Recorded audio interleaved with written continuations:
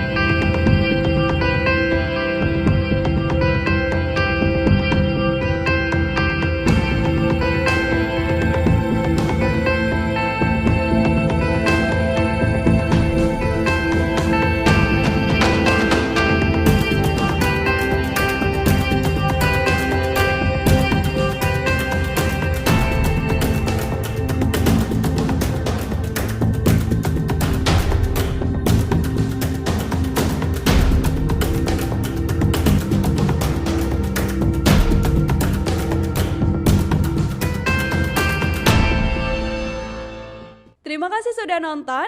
Jangan lupa like, subscribe, dan share ya.